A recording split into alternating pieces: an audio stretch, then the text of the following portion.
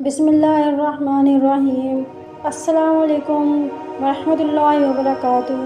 سلطان اپنی خوابگاہ میں مساری پر بیٹھے تھے جب ان کی زوجہ نے ان کے ہاتھ میں لا کر ان کا سب سے چھوٹا بیٹا تھما دیا۔ وہ ننھا بچہ انتہائی خوبصورت تھا۔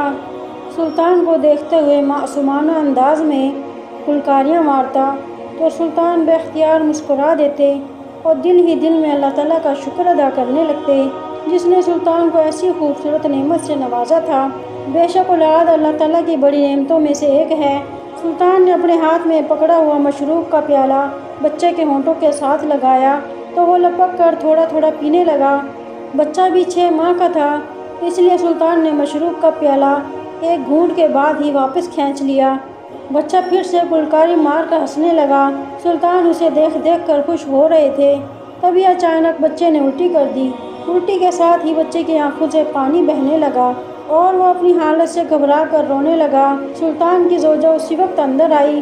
اس نے جب بچے کو الٹی کرتے دیکھا تو فوراً اسے آگے بڑھ کر بچہ سلطان سے لے لیا اور اسے صاف کرنے لگی۔ سبحان کا اوپر کا سانس اوپر اور نیچے کا نیچے رہ گیا۔ ان کے چہرے پر ہوائیاں اڑنے لگی۔ ان کی زوجہ نے جب ایک نظر اٹھا کر سلطان کی جانب دیکھا تو بے اختیار ہنس دی اور کہنے لگی، آپ اتنا پریشان کیوں ہو گئے؟ اتنے چھوٹے بچے میں کچھ کھانے پینے کے بعد اس طرح الٹی کر دینا بالکل ایک عام بات ہے۔ اس سے بچے کی صحت متاثر نہیں ہوتی، آپ گھبرائیے مت، ہمارا بچہ بالکل ٹھیک ہے۔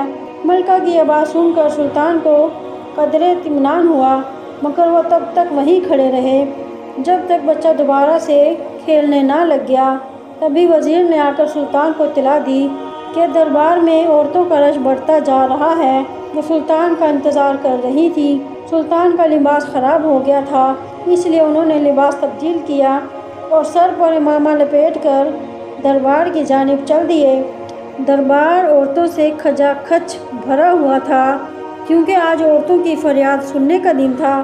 اس محسوس دن میں یوں لگتا تھا کہ مصر بھر کی خواتین سلطان سے اپنا درد بیان کرنے آ جاتی تھیں۔ اکثر خواتین کے مسئلے بالکل معمولی سے ہوتے تھے جنہیں سن کر سلطان کو ہنسی آ جاتی تھی، مگر عورتوں کی بات پوری توجہ سے سنتے تھے تاکہ انہیں یہ محسوس نہ ہو کہ سلطان ان کے مسئلے کو اہمیت نہیں دیتے۔ سلطان جیسے ہی نشست گاہ پر بیٹھے اور پھر لپک لپک کر اپنا مسئلہ بیان کرنے لگی۔ ایک کے بعد ایک سلطان سب کی بات سنتے جاتے۔ رفتہ رفتہ کر کے دربار عورتوں سے خالی ہونے لگ گیا۔ تبھی اچانک ایک سیاہ چادر میں ملبوس عورت دربار کے اندر داخل ہوئی۔ اس نے سر سے لے کر پیر تک خود کو اچھی طرح سے ڈھانپ رکھا تھا۔ جب وہ اندر داخل ہوئی تو سلطان نے ایک نظر اٹھا کر اسے دیکھا۔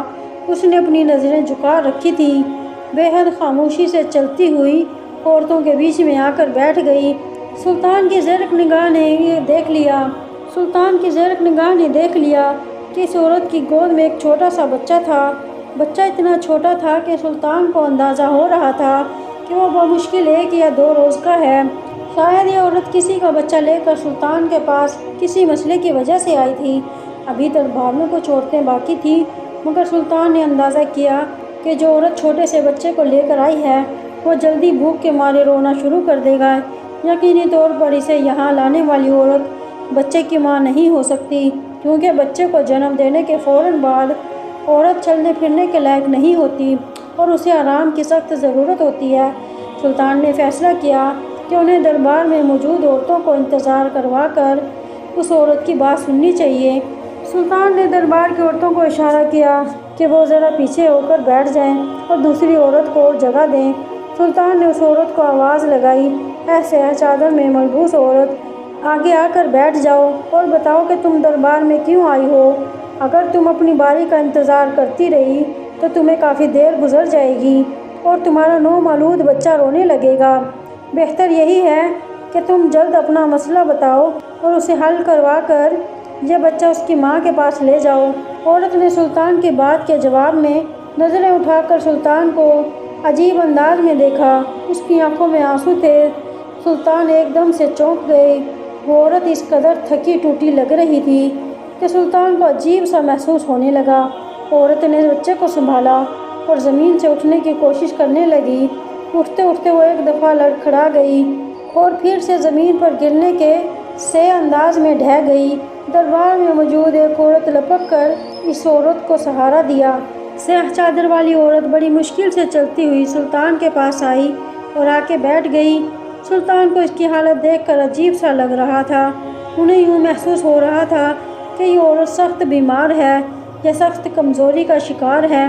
वो औरत खामोश बैठी थी, इसलिए सुल्तान ने मजबूरन इसे एक दफ़ा फिर मुखातिब किया। बताओ अजनबी औरत, आखिर तुम्हारा क्या मसला है? इस नन्हे बच्चे को लेकर तुम मेरे दरबार में क्यों आई हो? सुल्तान की बात सुननी थी कि औरत की आंखों से आंसू बहने लगे। सुल्तान ताज्जुब से उसे देखते रहे। कुछ ही देर के बाद औरत ने अपने आंसू साफ किए, जैसे खुद को संभाल रही हो। फिर उसने सुल्तान की जानिब देखा और कहने लगी, आप समझ रहे हैं कि यह बच्चा किसी और का है, मगर मैं ही वो बदकिस्मत माँ हूँ जिसका ये बच्चा है। आज सुबह ही मैंने इस बच्चे को जन्म दिया है। अब आप सोच रही हूँ कि अगर सुबह मैंने इस बच्चे को जन्म पैदा किया है तो इस वक्त चलकर मैं आपके दरबार में कैसे आई? तो इसका जवाब यह है कि मैं एक बहुत ही मजबूर माँ हूँ। मेरी ममता मेरी कमज़ोरी और सेहत की खराबी पर हावी आ गई। मुझे अपना दर्द नज़र ही नहीं आया। नज़र आ रहा है तो बस इतना कि मेरा ये बच्चा मासूम बस इस वक्त आपकी तवज्जो का तलबगार है। इसे आपके पास यहाँ लाना बेहद ज़रूरी था, क्योंकि इस पूरे मिस्र में अगर मुझे किसी से उम्मीद है कि वो मेरे दुख को समझ सकता है तो सिर्फ आप हैं। औरत खामोश हो गई। उसकी बात सुनकर शशदर रह गए थे। एक औरत जिसने चंद घंटों पहले बच्चे ने को जन्म दिया था, वो खुद चलकर मिस्र के दरबार में आई थी। यकीनन उसका दुख बहुत बड़ा था। सुल्तान ने जल्दी से सिपाही को इशारा किया। सिपाही ने एक आरामदा नशिस्त लाकर सुल्तान के बराबर में रख दी। सुल्तान ने इस औरत को इशारा किया कि वह ज़मीन से उठकर आराम से नशिस्त पर बैठ जाए। औरत ने सुल्तान को तशक्कुर अमेज़ नज़रों से देखा। दूसरी औरत ने आगे बढ़कर सहारा देकर उस औरत को ज़मीन से उठाया और उसे नशिस्त पर बिठा दिया। औरत अब चेहरे से काफ़ी आराम में महसूस हो रही थी। सुल्तान ने पूरी तवज्जो उस औरत की जानिब की और बोले, अब मुझे सही से बताओ कि आखिर तुम यहाँ क्यों आई हो और तुम खुद को बदकिस्मत क्यों करार दे रही हो? हालांकि अल्लाह ने तुम्हें औलाद जैसी नेमत से नवाजा है, तुम्हें तो उसका शुक्रगुजार होना चाहिए, मगर इसके बजाय तो तुम खुद को बदनसीब ठहरा रही हो। इसकी क्या वजह है? सुल्तान की बात सुनकर उस औरत ने कुछ देर अपनी सांस बहाल की और फिर बोली, सुल्तान, मैं खुद को बदनसीब ना कहूँ तो और क्या कहूँ? कहने को तो मैं 3 बच्चों की माँ हूँ, जिसे अल्लाह ताला ने खूबसूरत बेटों से नवाजा है, जिन्हें एक बार देख ले तो बार बार देखने का दिल चाहता है। वो शक्ल सूरत में इस कदर खूबसूरत है, मगर बदकिस्मती से मेरा पैदा होने वाला हर बच्चा बिनाई से महरूमी के साथ पैदा होता है। मेरा ये तीसरा बच्चा है। आप देख सकते हैं कि यह किस कदर खूबसूरत है और सेहतमंद है, मगर जैसे ही दाई ने इसे देखा, मेरे हाथ में थमा दिया, तो मैंने इसकी आंखों को खोल कर देखा तो मुझे अंदाज़ा हो गया कि मेरा ये बच्चा भी बिनाई से महरूम है। मैं नहीं जानती ये सब कुछ क्यों हो रहा है, मेरे बच्चों की नज़र की रोशनी क्यों नहीं होती, मगर मैं इतना ज़रूर जानती हूँ कि यकीनन मुझसे माजी में कोई ऐसा गुनाह हुआ है जिसकी बाराश में मुझे औलाद की तकलीफ़ जैसा अजीम दुख झेलना पड़ रहा है। मैं आपके पास इसी मकसद से आई हूँ। आप तो दिलों के राज जान लेते हैं। आपकी जहानत और अक्लमंदी की पूरी दुनिया गवाही देती है। आपकी जहानत और अक्लमंदी की पूरी दुनिया गवाही है, पूरी दुनिया गवाह है। मैं चाहती हूँ क्या मुझे वो सच बता दें जिसकी वजह से मेरे बच्चे बिनाई से महरूम पैदा होते हैं। पूरे दरबार में सन्नाटा सा छा गया था। सुल्तान के अलावा वहाँ सिर्फ औरतें मौजूद थी। वो सब ही उस औरत की बात सुन रही थी। सबके चेहरों पर एक दर्दनाक तासुर फैल गया। और ऐसा क्यों ना हो, वो सब भी तो माएँ थी। एक माँ के दिल का दर्द दूसरी माँ से बेहतर और कौन जान सकता है। स्याह चादर वाली औरत खामोशी से बैठी थी और उसके साथ तख्त पर बैठे हुए सुल्तान हैरान और परेशान थे कि उस दुखियारी माँ को कैसे पुरसुकून करें। यकीनन ये अल्लाह का कोई भेद था कि उसका पैदा होने वाला बच्चा बिनाई से महरूम रह जाता था। इस सिलसिले में सुल्तान तो कुछ ना कर सकते थे। हाँ, मगर सुल्तान ने एक लम्हे के लिए सोचा तो उनके जहन में एक तरकीब आई। अगर वो उस औरत की मदद ना करते, यकीनन इसका एतबार हर शख्स से उठ जाता। सुल्तान ने फैसला किया کہ وہ حت المقدور اس کی مدد کرنے کی کوشش کریں گے۔ سلطان سے مخاطب کیا اور بولے، اے میری بہن، تمہیں پریشان ہونے کی بالکل ضرورت نہیں ہے۔ تم اپنا بچہ میرے پاس لے کر آئی ہو، میں اپنی پوری کوشش کروں گا کہ میں تم پتہ لگا سکوں کہ آخر اس کی نظر کی بینائی کیوں نہیں ہوتی، ہے، اور اگر یہ کسی طریقے سے اس کی بینائی واپس آ سکتی ہوئی تو میں وہ کوشش بھی ضرور کروں گا۔ اتنا کہتے ہی سلطان نے وزیر کو پکارا اور دربار کے باہر ہی کھڑا تھا اور سلطان کی پکار کا منتظر تھا۔ سلطان کی آواز پر لب پکڑ وہ دربار کے اندر داخل ہو گیا اور سلطان سے کہنے لگا، جی میرے سلطان، میرے لیے کیا حکم ہے؟ سلطان نے اس کی جانب دیکھا اور بولے، شاہی طبیب کو جلد حاضر کرو، مجھے اس سے بے حد ضروری کام ہے۔ وزیر الٹے قدموں واپس چلا گیا۔ سیاہ چادر والی عورت بڑی پر امید نظروں سے سلطان کی جانب دیکھے جا رہی تھی۔ کچھ ہی دیر بعد شاہی طبیب تیز تیز قدموں سے چلتا ہوا سلطان کے دربار میں آ پہنچا۔ سلطان نے شاہی طبیب کو حکم دیا کہ وہ بچے کا معائنہ کرے اور پتہ لگانے کی کوشش کریں کہ بچے میں بینائی سے محرومی کی کیا وجہ ہے۔ شاہی طبیب نے سلطان کی بات سمجھ لی تھی۔ عورت نے آگے بڑھ کر اپنا بچہ شاہی طبیب کے سامنے لٹا دیا۔ ننھا بچہ بے خبری گہری نیند سو رہا تھا۔ شاہی طبیب نے بچے کا معائنہ شروع کر دیا۔ نبض دیکھنے سے لے کر بچے کی آنکھیں کھول کر ان کا جائزہ لینے تک شاہی طبیب نے بڑی دیر تک بچے کا معائنہ کیا، مگر سلطان دیکھ چکے تھے کہ شاہی طبیب کے چہرے پر مایوسی پھیل گئی ہے۔ معائنہ مکمل کرتے ہی شاہی طبیب نے بچے کو واپس کپڑے میں لپیٹا اور عورت کے حوالے کر دیا۔ عورت بڑی امید بھری نظروں سے شاہی طبیب کو دیکھ رہی تھی، مگر طبیب اٹھا اور سلطان سے کہنے لگا، معاف کیجیے گا سلطان، مگر اس بچے میں بینائی کا نقص پیدائشی ہے۔ ماں کی شکم میں ہی اس بچے کی آنکھوں میں روشنی نہیں پڑی۔ یہ اللہ کا حکم ہے اور اس کے سوا کچھ نہیں۔ میں اس کا علاج نہیں کر سکتا، بلکہ میں تو کیا اب تک دنیا میں ایسی معذوری کا کوئی علاج نہیں ہے۔ ہاں، مگر اللہ کے ہاں دیر نہیں۔ اگر یہ عورت اللہ سے دعا کرتی رہے تو کیا پتہ کسی روز اس عورت پر مہربان ہو جائے، اس بچے کی نظر کی بینائی لوٹا دے۔ میری حکمت اس سلسلے میں کچھ نہیں کر سکتی۔ سلطان نے طبیب کی بات سن کر مایوسی سے سر جھکا لیا۔ سیاہ چادر والی عورت ایک بار پھر دبی دبی سسکیاں لے کر رونے لگی۔ سلطان کے پاس اب اسے دینے کے لیے تسلی بھی نہیں تھی۔ شاہی طبیب اجازت لے کر چلا گیا تو سلطان نے اس عورت کو مخاطب کیا اور کہنے لگے، اللہ کی رضا میں راضی رہو میری بہن، شاید یہ تمہاری کوئی آزمائش ہے جس میں پورا اترنا تمہاری کامیابی ہوگا۔ بہتر یہی ہے کہ اللہ کا شکر ادا کرو جس نے تمہیں اولاد جیسی نعمت سے نوازا ہے، اور اپنے بچوں کو جو ہے جیسے ہیں کے بنیاد پر قبول کرو۔ سلطان کی بات سن کر عورت نے نظر اٹھا کر سلطان کی جانب دیکھا۔ سلطان ابو سے اپنے گھر جانے کا اشارہ کر رہے تھے۔ عورت خاموشی سے اٹھ کھڑی ہوئی۔ سلطان نے وزیر کو بلایا اور اسے حکم دیا کہ عورت کو بگھی میں اس کے گھر تک چھوڑ کر آیا جائے۔ وہ پیدل چلنے کی حالت میں نہ تھی۔ کچھ دیر کے بعد وزیر نے بتایا کہ بگھی تیار ہے۔ سلطان نے عورت کی جانب دیکھا اور اسے کہا، میری بہن، اللہ تمہارا حامی و ناصر ہوگا۔ بگھی میں بیٹھ کر آرام سے اپنے گھر کی جانب چلی جاؤ۔ عورت نے کچھ نہ کہا، کچھ دیر کھڑی رہی اور پھر پلٹ کر دربار کے دروازے کی جانب چل دی۔ سلطان دکھی دل کے ساتھ دوسری عورتوں کی جانب متوجہ ہو گئے۔ ایک دوسری عورت آئی اور سلطان کو اپنے شوہر کی ظلم کی داستان سنانے لگی۔ اس میں آدھے سے زیادہ عورت کی خود ساختہ داستان تھی، مگر سلطان توجہ سے سنتے رہے۔ چادر والی عورت دربار کے دروازے تک جا کر اچانک سے رک گئی اور وہ وہاں کچھ دیر تک کھڑی رہی اور پھر اچانک پلٹ کر سلطان کو دیکھنے لگی۔ سلطان نے اس کی نظروں کا ارتکاز محسوس کیا تو ایک دم چونک کر سر اٹھایا۔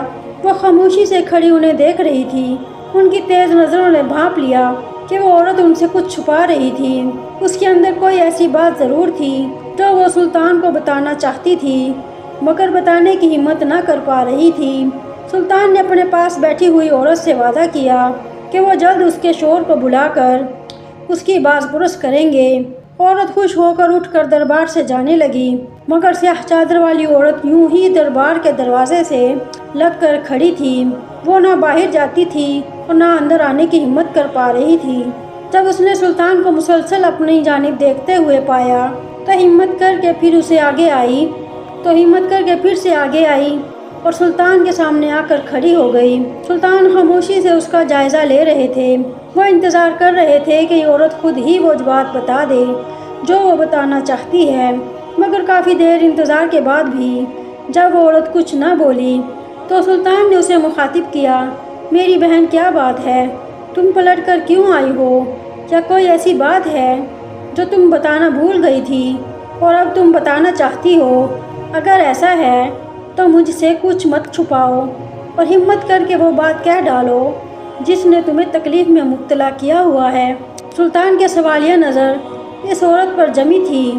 وہ عورت کچھ دیر تو اپنے بچے کو سینے سے لگا کر کھڑی رہی، پھر کہنے لگی، سلطان مجھے یہ بات آپ کو بتاتے ہوئے انتہائی شرم آ رہی ہے کیونکہ یہ میرا انتہائی خاص معاملہ ہے، مگر اس کے باوجود میں آپ کو یہ بات بتانا چاہتی ہوں کہ شاید میرے بچوں کی آنکھوں کے نقص میں اس بات کا کوئی تعلق ہو۔ اس عورت کی بات نے سلطان کو تعجب میں ڈال دیا۔ انہوں نے اسے اشارہ دیا کہ وہ اپنی بات مکمل کر لے۔ عورت پھر سے کہنے لگی، اے سلطان، میرا شوہر یوں تو بہت اچھا ہے اور میرا بہت خیال کرتا ہے، بچوں کے ساتھ بھی اس کا برتاؤ بہت اچھا ہے، اس نے ہمیں کھانے پینے کی کبھی کوئی کمی نہیں دی اور نہ دیگر ضروریات سے ہاتھ روکا ہے، مگر اس میں ایک بے حد عجیب عادت ہے، رات کو بچے جلدی سو جاتے ہیں، میں بڑی دیر تک اس کے پاس موجود ہوتی ہوں، مگر وہ مجھ سے قریب نہیں ہوتا بلکہ ادھر ادھر کی باتیں کرتا رہتا ہے، مگر جیسے ہی میں اسے شب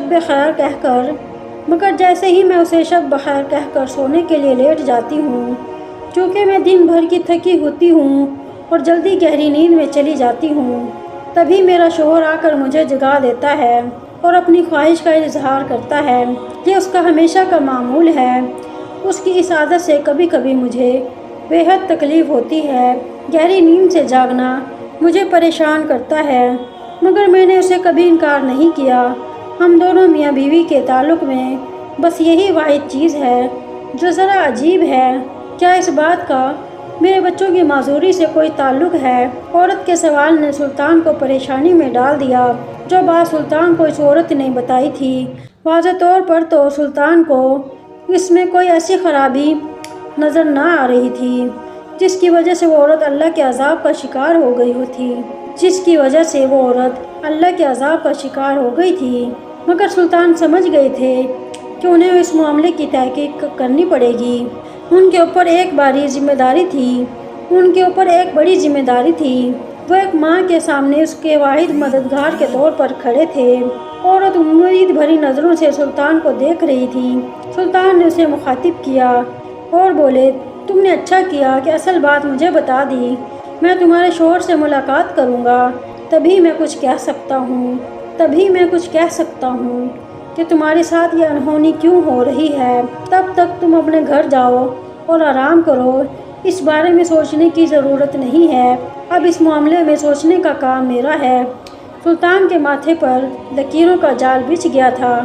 عورت نے بے حد خوشی سے سلطان کو دیکھا تھا۔ یقیناً وہ سمجھ رہی تھی کہ اب سلطان کوئی نہ کوئی حل نکال ہی لیں گے۔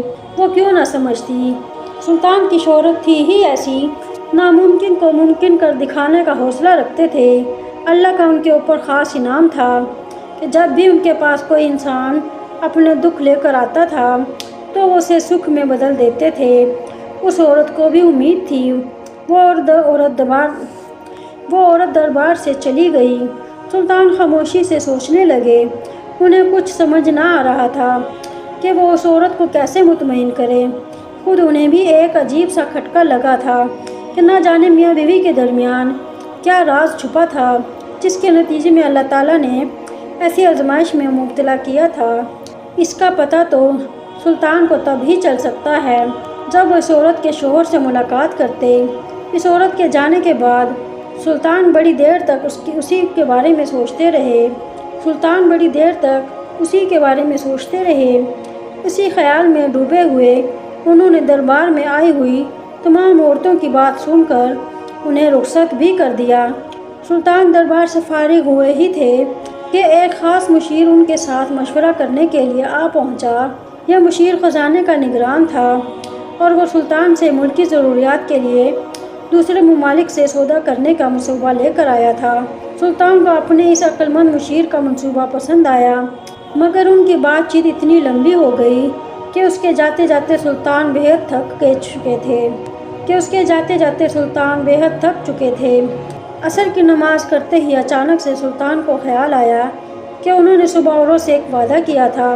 خیال کا آنا تھا کہ سلطان نے وزیر کو بلوا بھیجا۔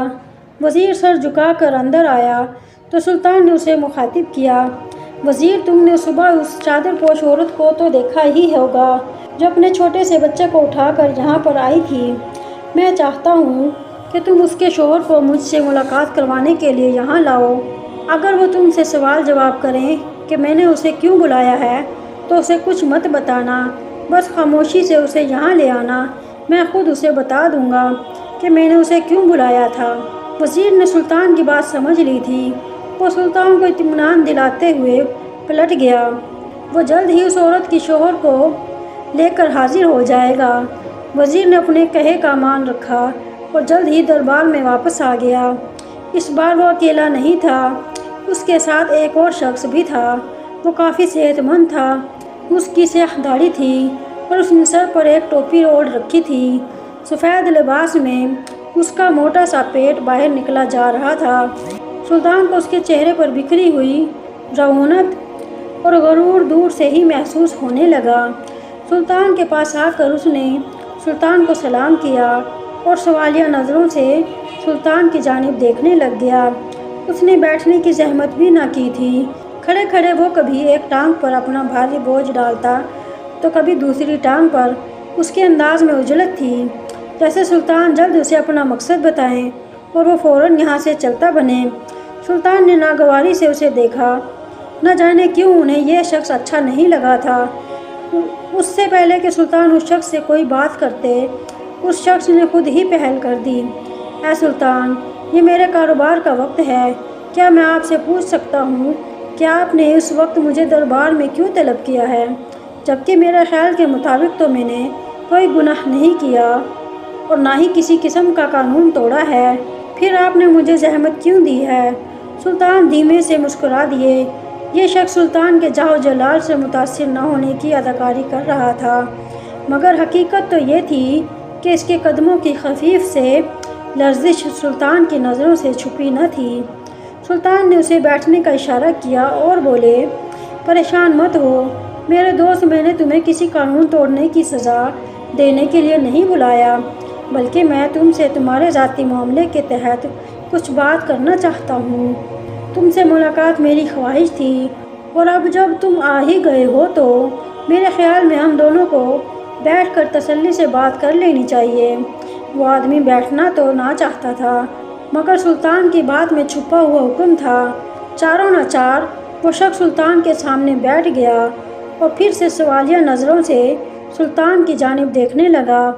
سلطان نے سنجیدہ ہوتے ہوئے اسے دوبارہ مخاطب کیا اور کہنے لگے، پہلے تو میں تمہیں مبارکباد دیتا ہوں کہ تم آج تیسرے بچے کے باپ بن گئے ہو۔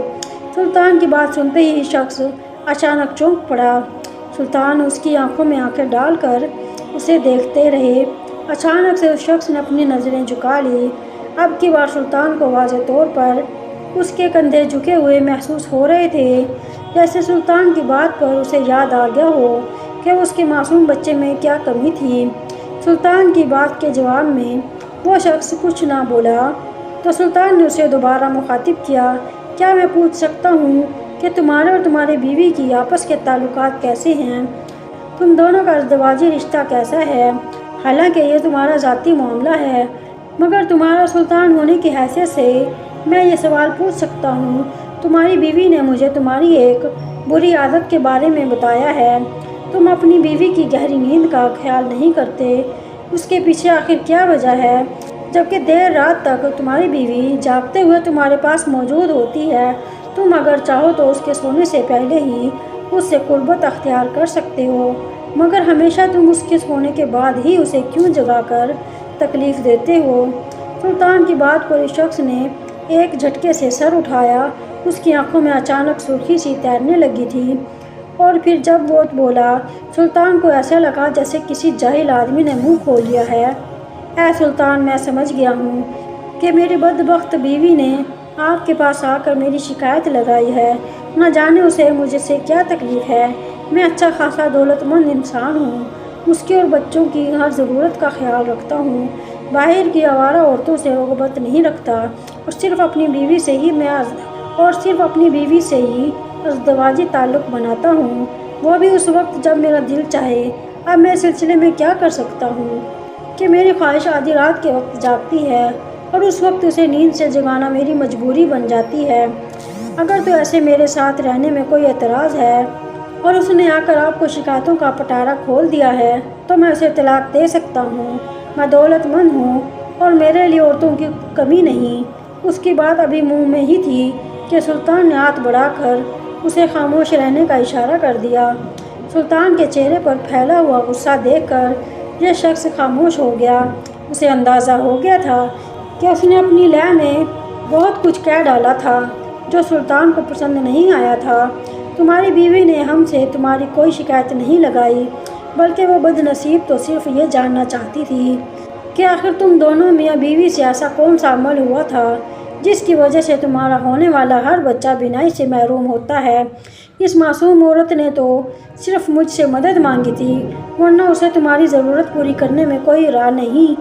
وہ ایک نیک عورت ہے، مگر تمہاری باتوں سے اندازہ ہوتا ہے کہ تم انتہائی گھمنڈی اور جاہل انسان ہو۔ یقیناً تمہارا رویہ تمہاری بیوی کے ساتھ بھی مناسب نہیں ہوتا ہوگا۔ سلطان کو بے حد غصہ آ گیا تھا۔ انہیں اندازہ ہو گیا کہ انہیں اس شخص سے مزید بات کرنی چاہیے۔ سلطان نے اسے جانے کا اشارہ کیا تو وہ شخص غصے سے اٹھا اور محل سے باہر نکلتا چلا گیا۔ اس شخص سے ہونے والی اس ملاقات نے سلطان کا حلق تک کڑوا کر دیا تھا، مگر انہیں کچھ اندازہ ہو گیا تھا کہ یہ شخص کسی نفسیاتی عارضے میں مبتلا ہے۔ سلطان ایک عقل مند انسان تھے، وہ جانتے تھے کہ عمومی طور پر کسی بھی شخص کی نفسیاتی مسائل کا تعلق اس کے ماضی میں چھپا ہوتا ہے۔ سلطان کو اپنا اس عورت سے کیا ہوا وعدہ یاد تھا کہ بحق المقدور اس کی مدد کرنے کی کوشش کریں گے، اسی لیے سلطان نے فیصلہ کر لیا کہ وہ شخص کے ماضی میں ضرور جھانکیں گے، شاید انہیں وہاں سے کوئی نشانی ایسی مل جائے جس سے وہ اندازہ کر سکے کہ آیا ان کے اوپر نازل ہونے والی یہ مصیبت آزمائش تھی یا کسی گناہ کی سزا۔ سلطان نے وزیر کو آواز دی تو وہ لپک کر اندر داخل ہو گیا اور سلطان کے سامنے ہاتھ باندھ کر کھڑا ہو گیا۔ سلطان نے اسے مخاطب کیا اور بولے، یہ شخص جو بھی آیا تھا اس کے متعلق مجھے پوری معلومات چاہیے کہ یہ کہاں کا رہائشی تھا، اس کے والدین کہاں رہتے ہیں، اور اس وقت اس کا اپنے والدین کے ساتھ تعلق ہے یا نہیں۔ میں ان تمام باتوں کے بارے میں جاننا چاہتا ہوں۔ وزیر نے سلطان کی بات سنتے ہی سلطان کو یقین دلایا کہ وہ جلد ہی ان کی مطلوبہ معلومات ان تک پہنچا دے گا۔ سلطان وزیر کو حکم دے کر مطمئن ہو گئے۔ وہ جانتے تھے کہ جلد ہی وہ ان تک کوئی اچھی خبر پہنچا دے گا۔ شام ڈھل چکی تھی اور رات کے سائے چاروں جانب پھیل رہے تھے۔ تاریکی نے زمین کے اوپر اپنے پنجے گاڑے تو مصر کی گلیاں بھی خاموش ہونے لگیں۔ اکا دکا لوگ جو دکانیں کھول کر گاہکوں کے انتظار کر رہے تھے وہ بھی مایوس ہو کر اپنے گھروں کو لوٹنے لگے۔ روشنی بجھنے لگی اور سلطان کے محل میں بھی تاریکی چھا گئی۔ اگلی صبح فجر کی اذانوں کے فوراً بعد ہی ایک پھرتیلا سپاہی خدمت میں حاضر ہوا۔ اس نے سلطان کو وہ ساری باتیں بتا دی جو سلطان جاننا چاہتے تھے۔ سلطان پیشانی پر بل ڈالے اس سپاہی کی باتیں سنتے رہے، اور جب وہ رخصت ہو گیا تو سلطان نے ایک گہری سانس لی۔ ان کے سامنے ایک دو راہ آ گیا تھا۔ انہیں ایک راستہ چننا ہی تھا، اس لیے انہوں نے فیصلہ کر لیا خود جا کر سچائی کو جانچ لیں گے۔ کچھ ہی دیر کے بعد اپنا بھیس بدل کر سلطان محل سے باہر نکل آئے۔ وہ اپنے گھوڑے پر سوار ہوئے اور نکل پڑے۔ ان کا رخ شمال میں واقع ایک پرانے محلے کی جانب تھا۔ تیزی سے گھوڑا دوڑاتے ہوئے سلطان شمال کی جانب بڑھے چلے جا رہے تھے۔ آخر کار ان کا سفر ختم ہو گیا اور وہ اپنے مطلوبہ مکان کے سامنے جا پہنچے۔ مکان عالیشان تھا، شاید اس کے رہنے والے خوب مال و دولت والے تھے۔ سلطان نے دروازہ بجایا اور انتظار کرنے لگے کہ مکان کے اندر موجود کوئی شخص آ کر دروازہ کھول دے، مگر بہت دیر انتظار کرنے کے بعد بھی کسی نے دروازہ نہ کھولا۔ سلطان نے 2-3 بار زور زور سے دروازہ بجایا۔ کچھ دیر بعد جب وہ مایوس ہو گئے تو اچانک انہیں اندر سے ہلکی سی آہٹ سنائی دی، جیسے کوئی بہت مشکل سے چلتا ہوا آ رہا ہو۔ لاٹھی کے ٹیکنے کی آواز سلطان کو سنائی دے رہی تھی۔ تھوڑی ہی دیر کے بعد دروازہ کھل گیا۔ اندر ایک بوڑھا شخص کھڑا تھا۔ اس کی کمر جھکی ہوئی تھی اور وہ لاٹھی کے سہارے سے چل رہا تھا۔ اس نے سلطان کو دیکھنے لگا تو کہنے لگا، کون ہو اجنبی اور تمہیں کس سے ملنا ہے؟ اتنی صبح صبح یہاں آنے کا تمہارا کیا مقصد ہے؟ سلطان کو شرمندگی سی ہوئی کہ انہوں نے اس بوڑھے آدمی کو تکلیف دی ہے، مگر انہوں نے ہمت کر کے کہا، معاف کیجیے گا بزرگوں، میرا آپ سے ملنا بہت ضروری تھا۔ میں یہاں آپ کے بیٹے کے متعلق جاننے آیا ہوں، وہی بیٹا جو کچھ عرصہ قبل آپ سے ناراض ہو کر یہاں سے چلا گیا تھا۔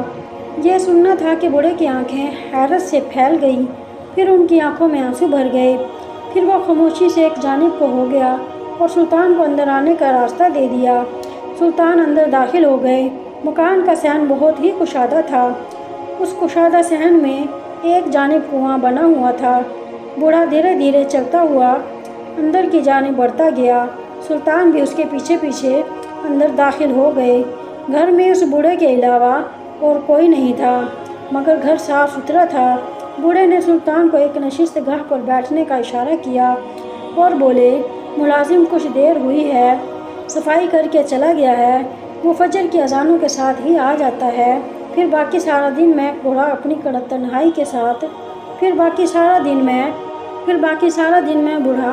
تنہائی کے ساتھ گزارا کرتا ہوں۔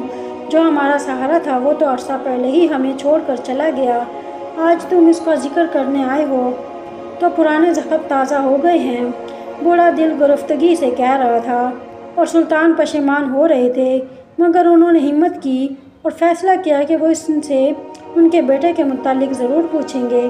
یہ اس شخص کے والدین کا گھر تھا جس کی بیوی شکایت لے کر سلطان کے پاس آئی تھی، جس کے بچے پیدائشی طور پر آنکھوں کی روشنی سے محروم تھے۔ سلطان نے بوڑھے کو مخاطب کیا اور بولے، اگر میری وجہ سے آپ کو کوئی تکلیف پہنچی ہے تو میں معذرت خواہ ہوں، مگر میں جاننا چاہتا ہوں کہ آخر آپ کے بیٹے کے ساتھ آپ کے تعلقات خراب کیسے ہوئے اور اس کے اس گھر سے جانے کی کیا وجہ تھی؟ کیا آپ مجھے بتا سکتے ہیں کہ وہ اپنی نوجوانی کے دنوں میں کیسا انسان تھا؟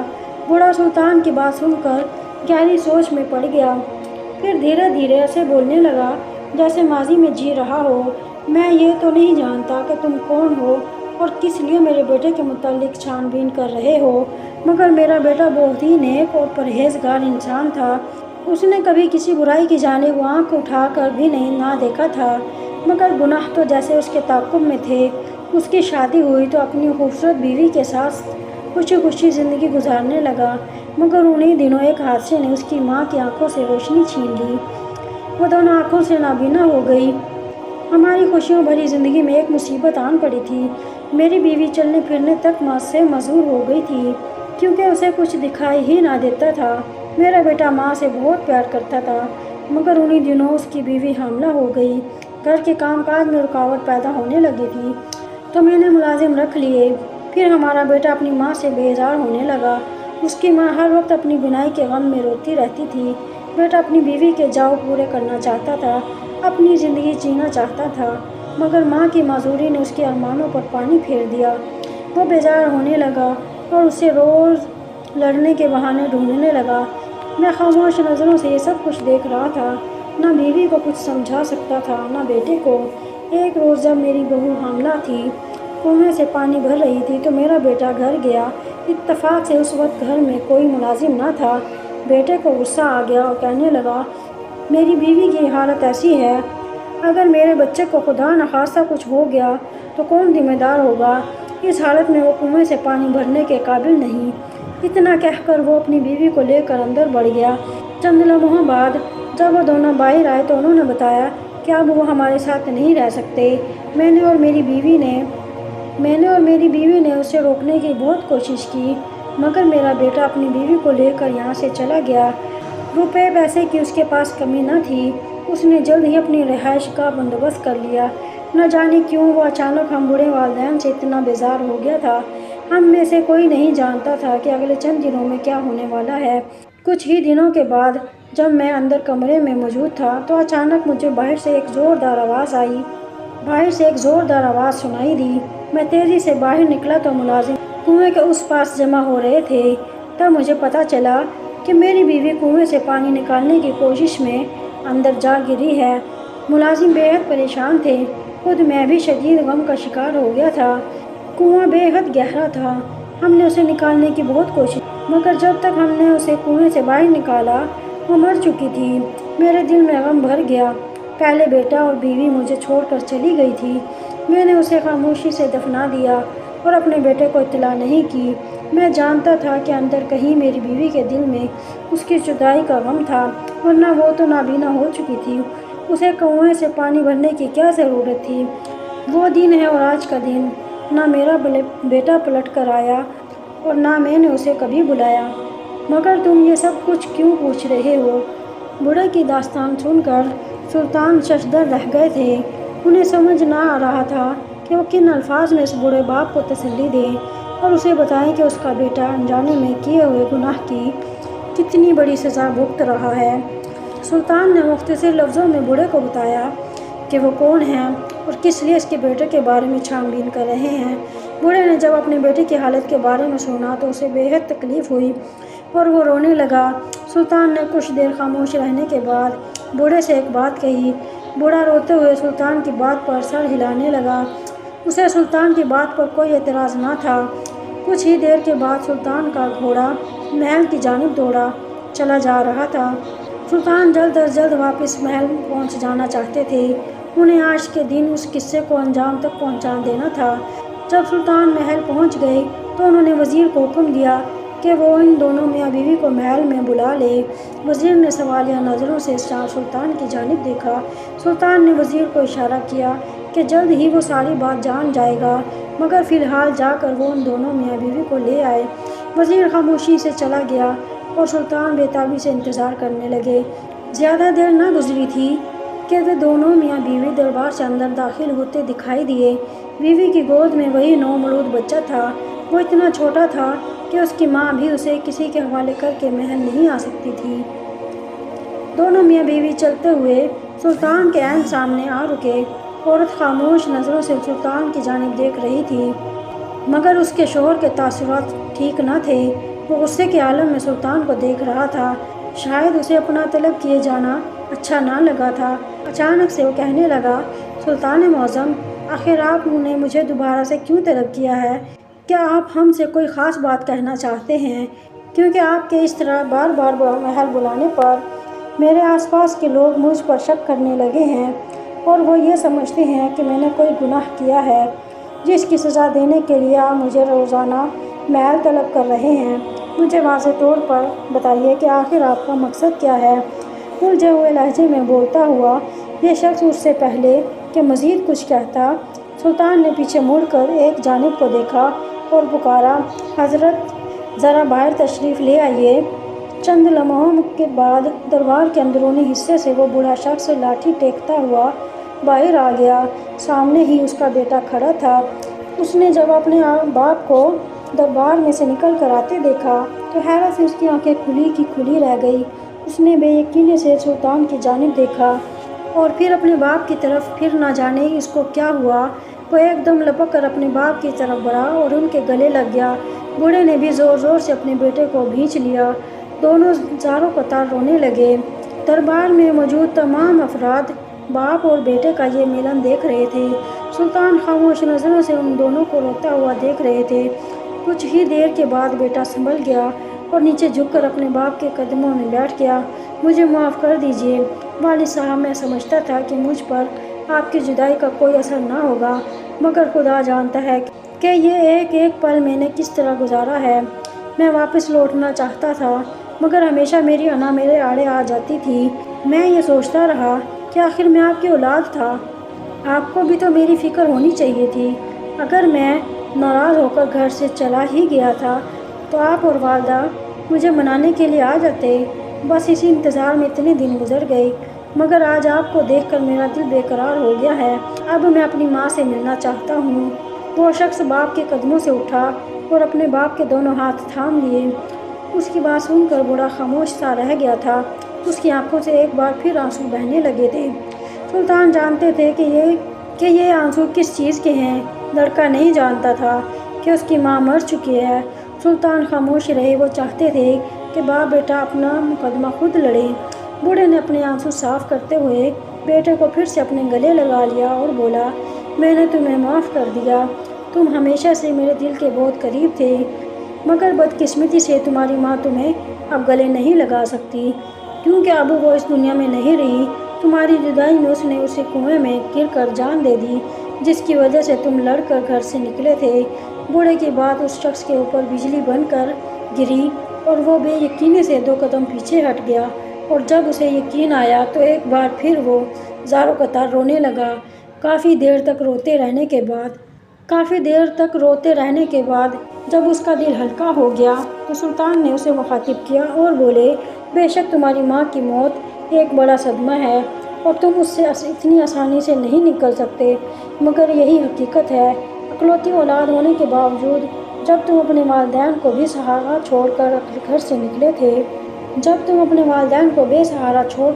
نکلے تھے تمہیں اس بات کا اندازہ ہو جانا چاہیے تھا کہ وہ دونوں کتنے برے ہیں، مگر کسی بھی وقت ان دونوں میں سے کوئی بھی ایک اس دنیا سے جا سکتا ہے، مگر تم نے اس بات کا خیال نہ کیا۔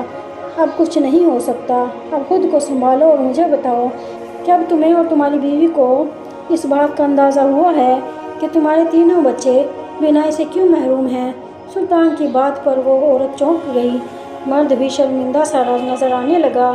پھر اس نے ہمت کی اور کہنے لگا، جی ہاں سلطان، میں جان گیا ہوں کہ اللہ تعالیٰ نے مجھے میرے اعمال کی سزا دی ہے۔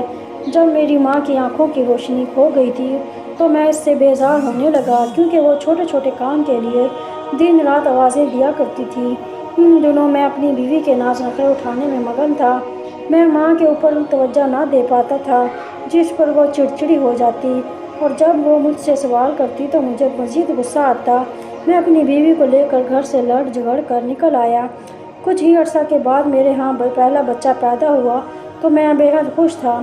میری خوشی پر اسی وقت پانی پھر گیا جب دائی نے مجھے بتایا کہ پیدا ہونے والا بچہ آنکھوں کی بینائی سے محروم ہے۔ مجھ پر یہ خبر پہاڑ بن کر ٹوٹ پڑی، مگر میں نے جیسے تیسے برداشت کر لیا۔ اب شروع ہوئی ہے۔ جب دوسرا اور تیسرا بچہ بھی بینائی سے محروم ہی پیدا ہوا، تب بھی میں یہی سمجھتا رہا کہ میں تو اتنا نیک ہوں اور 5 وقت کا نمازی ہوں، تب کیوں خدا میرے ساتھ یہ سب کچھ کر رہا ہے؟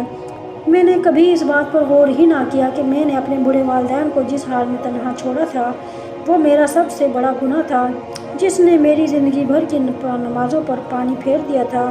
میں اپنے والدین سے معافی مانگتا ہوں اور اللہ سے بھی کہ وہ مجھے والدین کے ساتھ بدسلوکی کرنے کی سزا نہ دے۔ اتنا کہہ کر یہ آدمی رونے لگا کہ اس کی بیوی بھی خاموشی سے آنسو بہا رہی تھی۔ یقیناً اسے اپنا جواب مل چکا تھا۔ سلطان نے آگے بڑھ کر اس شخص کے کندھے پر ہاتھ رکھا اور اسے تسلی دی، ہمارا جو نقصان ہو چکا ہے اسے کوئی نہیں بھر سکتا، مگر اب بھی وقت ہے، اپنے بڑے باپ کی خدمت کرو اور اللہ کو راضی کرو، یہی تمہارے لیے بہتر ہے۔ سلطان کی بات سن کر وہ آدمی سر ہلاتے ہوئے اٹھا۔ کچھ ہی دیر بعد وہ آدمی اپنے بڑے باپ کا ہاتھ انتہائی عقیدت اور احترام سے پکڑے اسے اپنے گھر لے جا رہا تھا۔ وہ کہہ رہا تھا کہ اب باقی کی زندگی وہ اپنے باپ کے بغیر نہیں کاٹنا چاہتا۔ پہلے ہی وہ اپنی ماں کو کھو چکا ہے، اب باپ کو نہیں کھونا چاہتا۔ دربار خالی ہو گیا۔ جوان بیٹا اپنے بوڑھے باپ کو لے کر چلا گیا۔ سلطان خاموشی سے دربار میں بیٹھ گئے اور سوچنے لگے کہ اولاد کتنی آسانی سے اپنے والدین کو اپنی زندگی سے نکال دیتی ہے، یہ جانے بغیر کہ اللہ کی نظر میں یہ کتنا بڑا گناہ ہے۔ کئی موسم گزرتے چلے گئے، 2 سال بیت گئے۔ ایک روز جب سلطان اپنے دربار میں بیٹھے معمول کے کام نپٹا رہے تھے، تب ایک عورت محل میں داخل ہوئی۔ سلطان اسے دیکھ کر چونک گئے۔ اس نے گود میں ایک نومولود بچہ اٹھا رکھا تھا۔ سلطان کے پاس آتے ہی یہ عورت خوشی سے لبریز آواز میں بولی کہ آپ نے مجھے پہچانا ہے؟ سلطان، میں وہی عورت ہوں جس کے بچے بینائی سے محروم ہوا کرتے تھے۔ سلطان نے اسے دیکھتے ہی پہچان لیا۔ وہ عورت بےحد خوش معلوم ہو رہی تھی۔ سلطان کے پوچھنے پر اس نے بتایا کہ اس کے ہاں ایک اور بچے کی ولادت ہوئی ہے اور خوش قسمتی سے اس کی بینائی بالکل ٹھیک ہے۔ نہ صرف یہ بچہ بلکہ اس کے پہلے تینوں بچوں کی آنکھیں بھی علاج کروانے سے ٹھیک ہو چکی ہیں۔ سلطان مسکرا دیے۔ یقیناً یہ سب کچھ اپنے بوڑھے ماں باپ کے ساتھ حسن سلوک کا نتیجہ تھا۔ سلطان جنہوں نے اس شخص کو اس کی بیوی کی ساری خطائیں معاف کر دی تھی۔